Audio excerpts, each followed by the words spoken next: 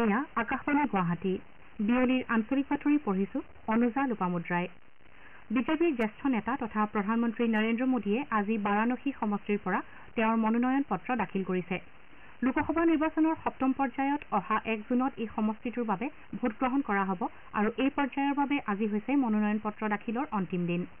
আজি পুৱা শ্ৰী মোদীয়ে পবিত্ৰ গংগাত স্নান কৰি কাশীৰ কালভৈৰৱ মন্দিৰত পূজা অৰ্চনা কৰি আশীৰ্বাদ লোৱাৰ পাছত তেওঁৰ মনোনয়ন দাখিল কৰে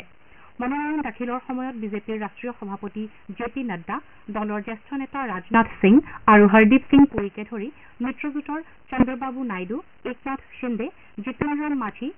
সঞ্জয় নিষাদ ৰামদাস আথাৱালে প্ৰমুখ্যে কেইবাগৰাকীও নেতা উপস্থিত থাকে এই কাৰ্যসূচীত উত্তৰ প্ৰদেশৰ মুখ্যমন্ত্ৰী যোগী আদিত্যনাথো উপস্থিত থাকে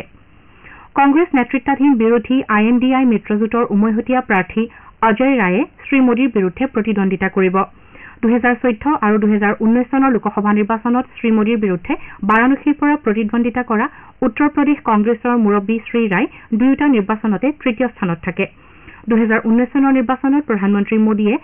সমাজবাদী পাৰ্টীৰ শালিনী যাদৱক 4,79,000ৰো অধিক ভোটৰ ব্যৱধানত পৰাজিত কৰিছিল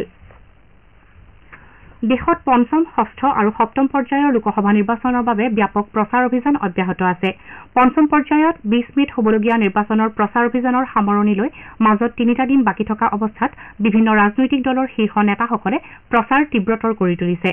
এই পৰ্যায়ত 49টা লোকসভা সমষ্টিত ভোটগ্ৰহণ কৰা হ'ব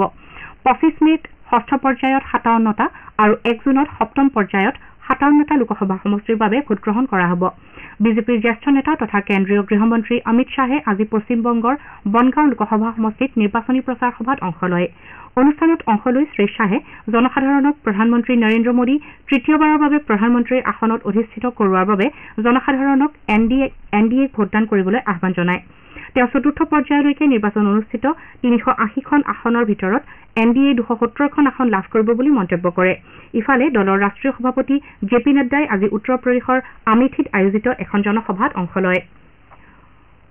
কংগ্ৰেছ দলৰ ৰাষ্ট্ৰীয় সভাপতি মল্লিকাৰ্জুন খাৰ্গে আজি উত্তৰ প্ৰদেশৰ বাঁছগাঁৱত আয়োজিত জনসভাত অংশগ্ৰহণ কৰে নিজৰ ভাষণত তেওঁ কয় যে কংগ্ৰেছ নেতৃত্বাধীন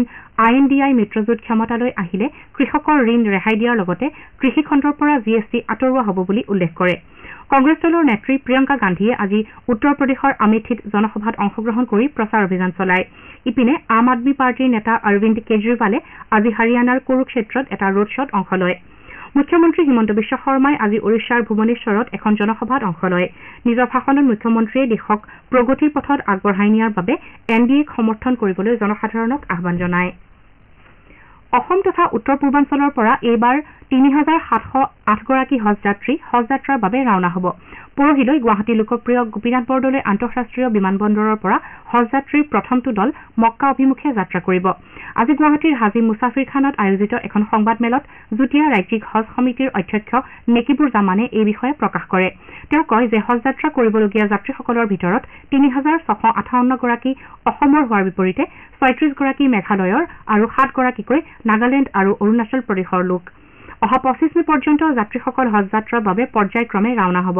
আজি সংবাদমেলত অধ্যক্ষ জামানে কয় যে হজযাত্ৰীসকলৰ সুবিধাৰ বাবে কেন্দ্ৰীয় হজ সমিতিয়ে হজ সুবিধা এপ নামৰ এটা মোবাইল এপ্লিকেশ্যনৰ ব্যৱস্থা কৰিছে এই এপৰ সহায়ত যাত্ৰীসকলে হজ সম্পৰ্কীয় সকলো তথ্য ঘৰতে বহি লাভ কৰিব পাৰিব বুলি তেওঁ উল্লেখ কৰে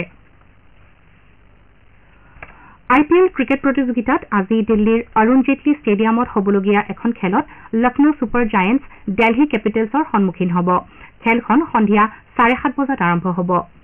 আনহাতে গুৱাহাটীৰ বৰষাপাৰাৰ ACA ষ্টেডিয়ামত কাইলৈ ৰাজস্থান ৰয়েলছ আৰু পঞ্জাৱ কিংছৰ মাজত হ'বলগীয়া খেলখনৰ বাবে যাৱতীয় প্ৰস্তুতি প্ৰায় সম্পূৰ্ণ হৈছে পঞ্জাৱ কিংছৰ দলটো দেওবাৰে গুৱাহাটীলৈ অহাৰ বিপৰীতে ৰাজস্থান ৰয়েলছ কালি বিয়লি গুৱাহাটীত আহি উপস্থিত হয় আজি দুয়োটা দলেই বৰষাপাৰাৰ ষ্টেডিয়ামত অনুশীলন কৰাৰ পাছত ৰাজস্থান ৰয়েলছৰ দলটোৱে এখন সংবাদমেলত অংশ লয় গুৱাহাটীত হ'বলগীয়া দুয়োখন খেলৰ বাবে অনুৰাগীসকলৰ মাজত ব্যাপক উৎসাহ উদ্দীপনা দেখা গৈছে এতিয়াৰ বাতৰি ইমানতে অন্ত পৰিল